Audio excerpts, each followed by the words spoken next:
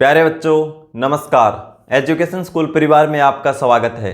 हम SSC GD के previous paper solve कर रहे थे। हमने 4 सेट पहले सोल्व कर लिए थे। आज 5वां सेट सोल्व करेंगे। क्वेश्चन नंबर 1 देखो। यदि मशीन ए और बी क्रमशः 9 घंटे और 12 घंटे में 1100 यूनिट का उत्पादन कर सकती है। भाई दोनों है ना, ए तो कितने घंटे में, 9 घंटे में, और बी 12 घंटे में 1100 यानी 1100 यूनिट का उत्पादन कर सकती हैं, दोनों अलग अलग। तो मशीन ए और बी इन नियत दरों से यानी इसी दर से एक साथ काम करते हुए कितने घंटे में 1100 यूनिट का उत्पादन कर सकती है। दोनों साथ मिलकर करें तो कितने समय में कर सकती है। देखो क्या दे रखा है, मशीन है 2 ए और बी। ए तो कर सकती है उसको 9 घंटे में और बी 12 घंटे में। कितना काम कर सकती है? ए 9 घंटे में 1100 यूनिट और बी 12 घंटे में 1100 यूनिट। तो देखो करवाना कितना हो रहा, हमें 1100 यूनिट ही करवाना है। तो हमें 1100 से कोई लेना देना नहीं है, इसके हमें कहीं जरूरत नहीं क्वेश्चन में, क्योंकि सेम काम करवाना है। तो क्या करेंगे, इसका एलसीएम ले लो। कितना आ जाएगा 36।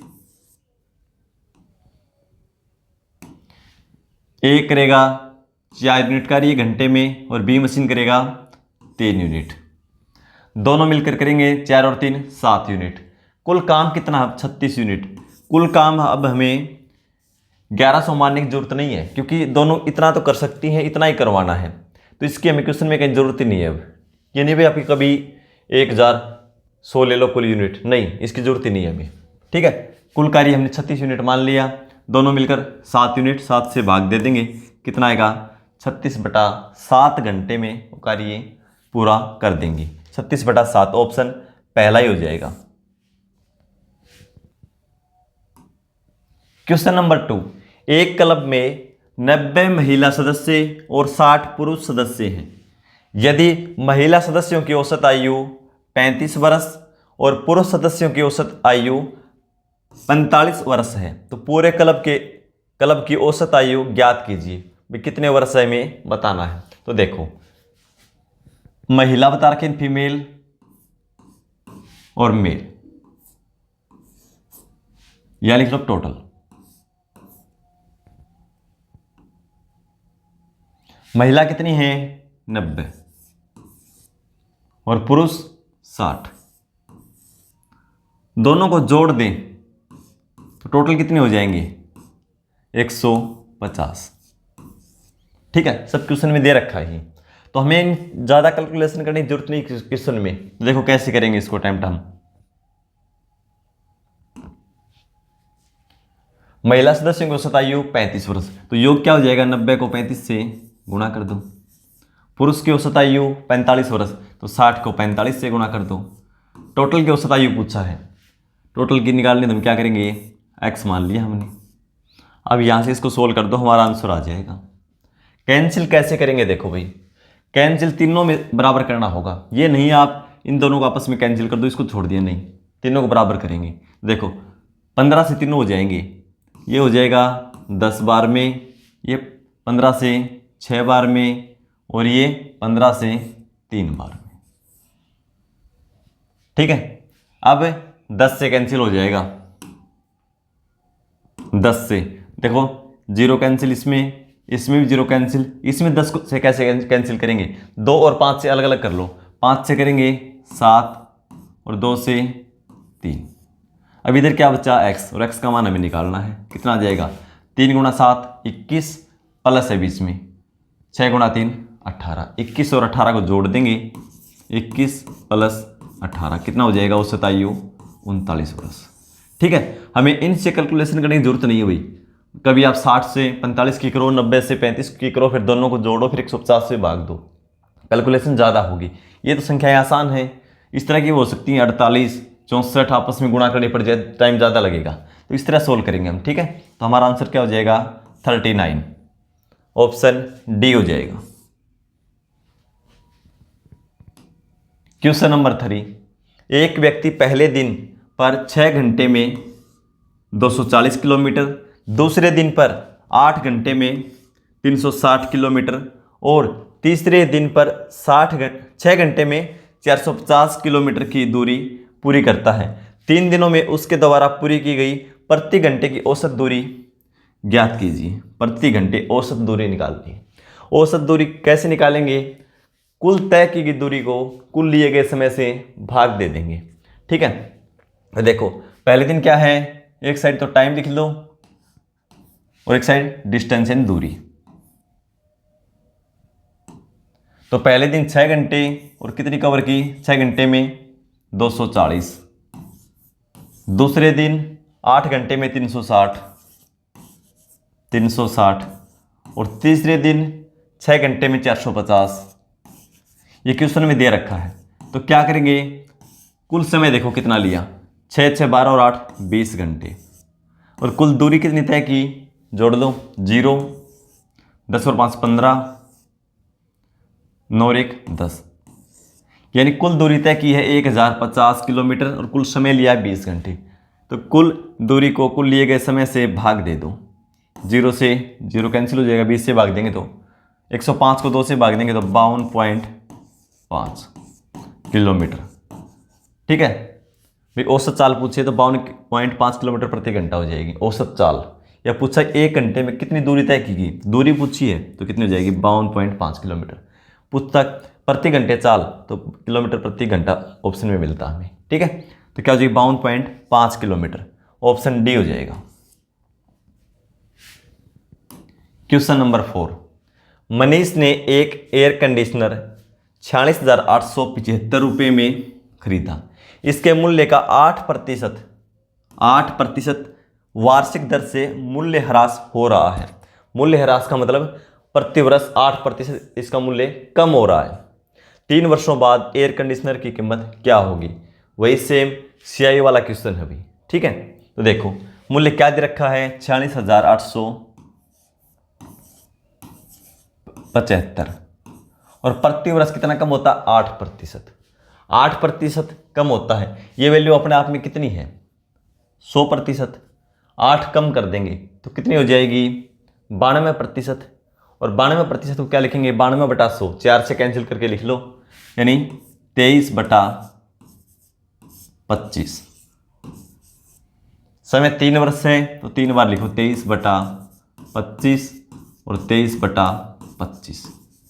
इसको सोल्व कर दो, हमारा आंसर आ जाएगा। 25 से कैंसिल कर लो, लास्ट में 75 है ना, तो 25 से कैंसिल हो जाएगा। एक बार में 25 बचेगा, 21, 8 बार में 200 बचेगा, 18, 7 बार में 75 बचेगा, 12, 5 बार में 125। ठीक है, फिर 75 है तो 25 से फिर हो जाएगा, 7 बार में 175, 12, 5 बार में 25, 125। ठीक है, 25 से 3 बार में। अब इनकी गुणा करनी पड़ेगी भाई। देखो 23 को 23 से गुणा करेंगे, 23 का स्क्वायर कितना होता है? 529। अब इन दोनों की करेंगे 23 गुणा 3 69, 69 से इसको गुणा कर दो। ठीक है, 9 को 9 से करेंगे 81। वैसे इकाई का अंक एक में ही हुई एक। यदि आपने क्वेश्चन को ठीक से किया है, समय की कमी है तो ऐसे कर सकते हो, वरना क्यों इकाई का अंक इसमें एक ही आएगा।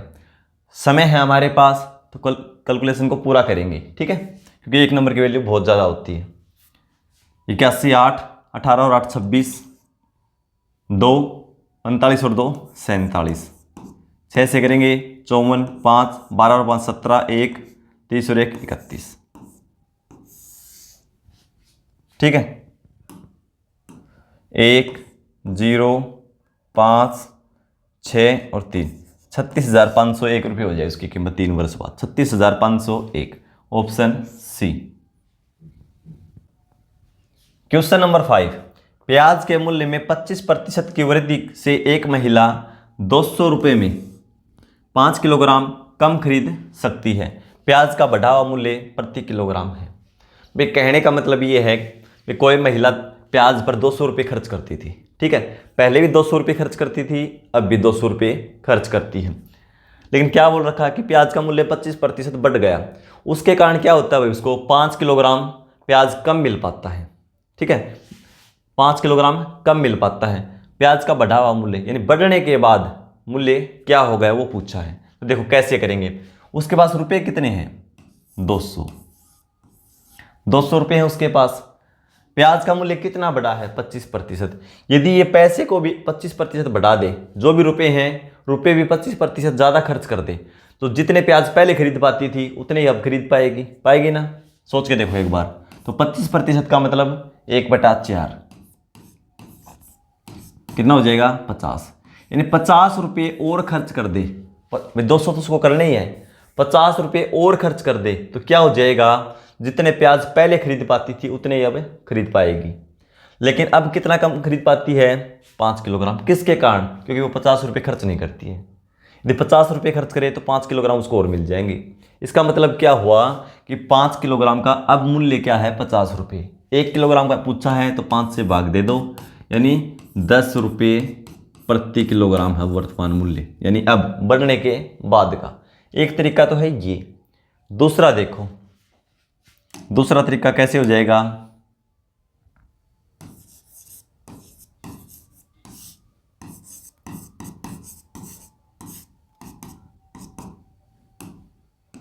दूसरा तरीका देखो, 25% की वृद्धि हुई। 25% का मतलब क्या हो जाता है भाई, 1/4, 1/4 यानी 4 पे 1 बढ़ गया मूल्य। पहले 4 था तो अब कितना हो गया, 5।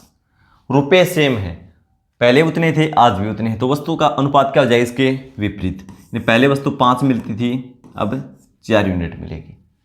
ठीक है, तो वस्तु में कितना अंतर आया देखो, पहले 5 मिलती थी अब 4, यानी 1 अनुपात का अंतर आया। और किलोग्राम में क्या बता रखा है, 5 किलोग्राम, यानी 1 यूनिट की वैल्यू कितनी है, 5 किलोग्राम। क्वेश्चन में बता रखा है।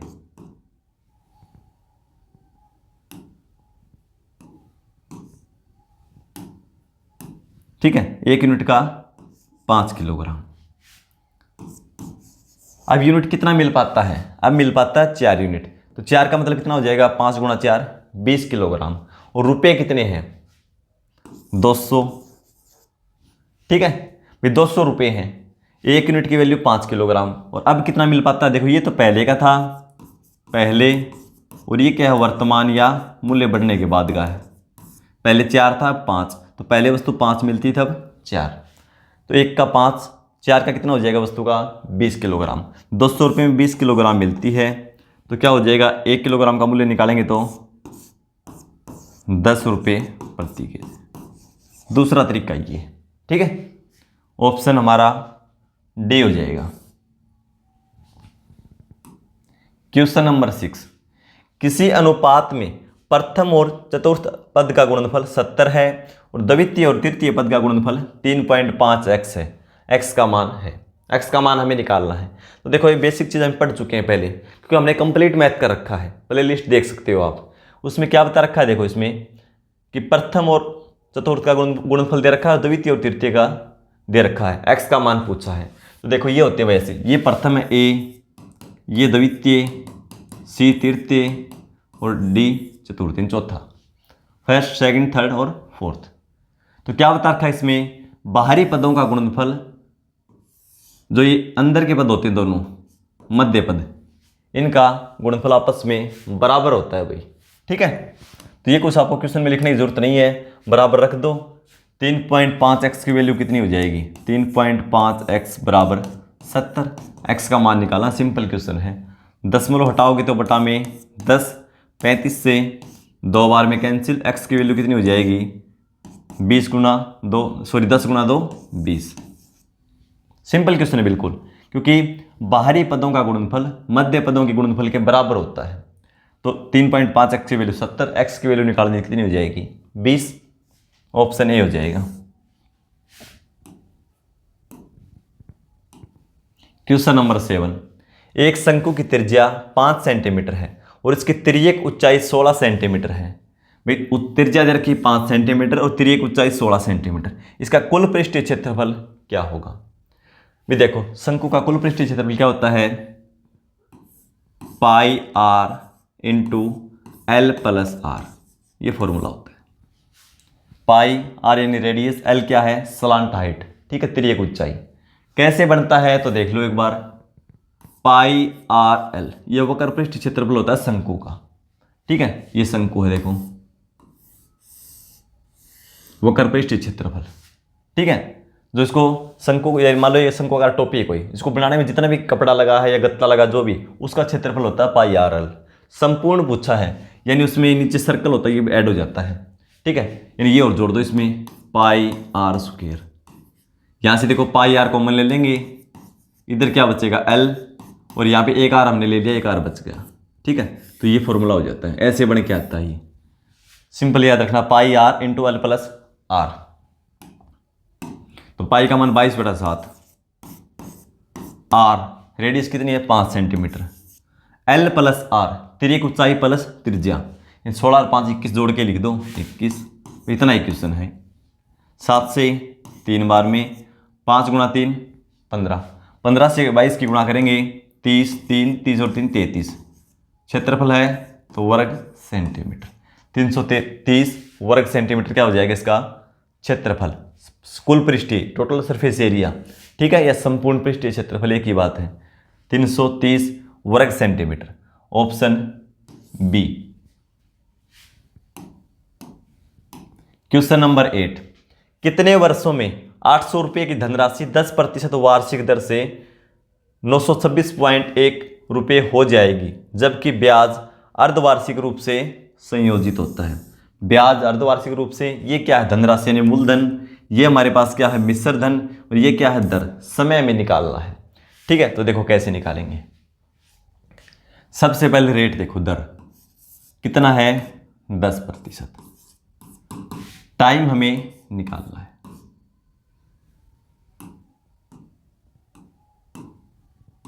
निकालना है टाइम। तो देखो क्या दे रखा है इसमें, मूलधन और मिश्र धन, रेट 10%, ब्याज कैसा है चक्रवृद्धि, वो भी अर्धवार्षिक, ठीक है, अर्धवार्षिक रूप से संयोजित किया जाता है, with interest compounded half yearly, ठीक है। तो देखो कैसे हल करेंगे इसको हम, जब भी ब्याज की गणना 6 महीने में की जाती हो, 6 महीने में यानी अर्धवार्षिक, तो क्या हो जाएगा दर आधी हो जाती है भाई। मान लो कोई रेट 12% है वार्षिक, एक महीने की निकालनी तो क्या करेंगे 12 से भाग कर दो, ठीक है, एक महीने की 1% हो जाएगी, 6 महीने की निकालनी तो 6% हो जाएगी। इसी तरह देखो दर को हम आधा कर देते हैं, दर है 5%, और 5% का मतलब होता है 1/20, ठीक है भाई, दर आधी, समय को 2 गुना, समय जो भी है उसका 2 गुना आएगा। अब जो भी हमारा आंसर आएगा उसमें समय 2 गुना आएगा, ध्यान इस बात का रखना, आप गलती आप यहां करोगे, समय जो भी आएगा 2 गुना आएगा, क्योंकि हमने दर को आधा कर दिया, समय जो भी आएगा उसको 2 से भाग करना होगा अब, ठीक है। तो देखो दर 5%, मतलब 1/20, यानी 20 के ऊपर एक ब्याज कितना हो जाता है भाई 21/20 हो जाएगी धनराशि, ठीक है।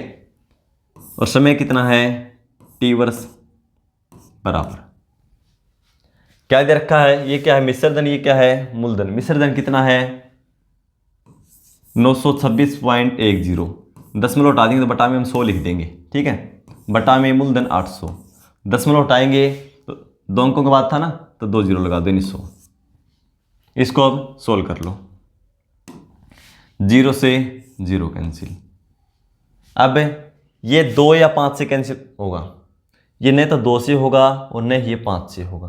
तो हमें पता है अभी देखो छोटी संख्या, ये 20 का क्यूब होता है, ये 21 का क्यूब होता है, तो इसको हम क्या लिख सकते हैं 21/20 का क्यूब।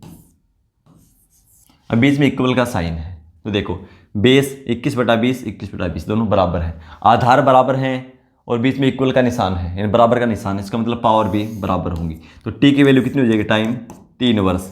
लेकिन मैंने क्या बताया था, समय को यहाँ 2 गुना कर रखा है, जो भी समय आएगा उसको आधा करना होगा, क्योंकि दर को आधा कर दिया तो समय अपने आप 2 गुना हो जाता है, ठीक है।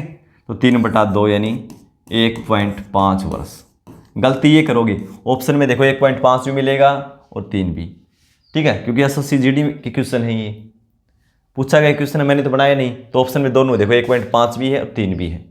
आपने ये निकाल दिया 3 तो गलती कर दोगे, क्योंकि यहाँ समय 2 गुना कर रखा है, तो दर आधी की थी तो समय 2 गुना, जो भी आंसर आएगा उसको आधा करना होगा समय, ठीक है। तो 1.5 वर्ष। क्वेश्चन नंबर 9, ए और बी मिलकर एक कार्य को 50 घंटे में, बी और सी मिलकर उसी कार्य को 75 घंटे में, ए और सी मिलकर उसी कार्य को 25 घंटे में कर सकते हैं। वह समय ज्ञात करें जिसमें ए, बी और सी मिलकर कार्य को पूरा करेंगे। सिंपल क्वेश्चन है। ए और बी मिलकर करते हैं 50 घंटे में, ए और बी मिलकर 50 घंटे में, बी और सी मिलकर 75 घंटे में, और सी और ए मिलकर 25 घंटे में। कुल काम के लिए क्या करेंगे, इन तीनों का एलसीएम। एलसीएम कितना हो जाएगा, देखो ये 25 है भाई,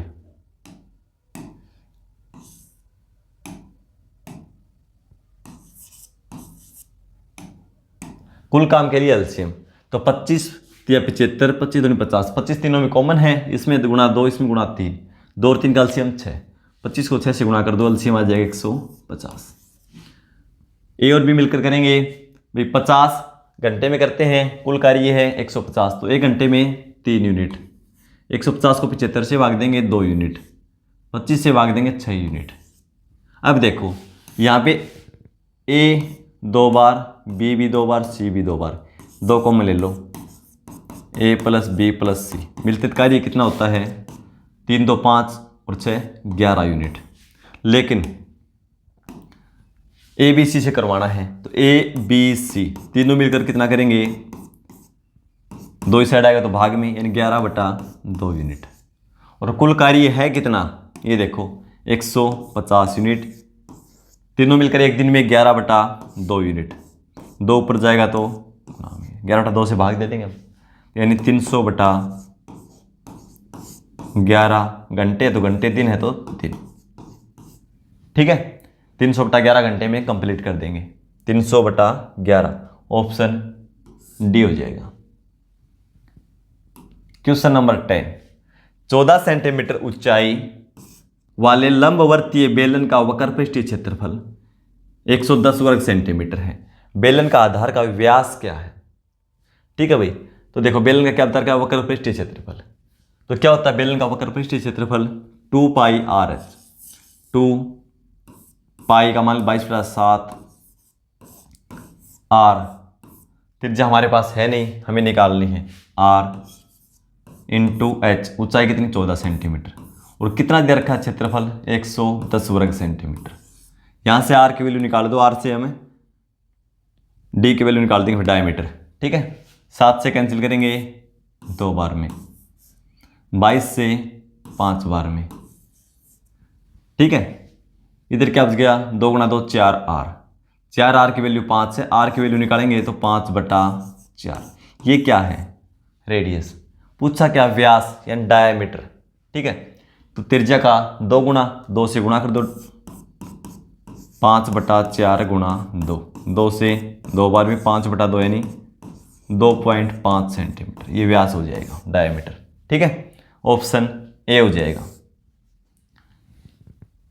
क्वेश्चन नंबर 11, दो संख्याओं के बीच का अंतर उनके योग का 15% है।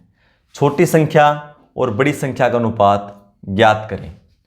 इस क्वेश्चन को सोल्व करके आंसर कमेंट बॉक्स में लिखेंगे। मिलते हैं अगली क्लास में, धन्यवाद।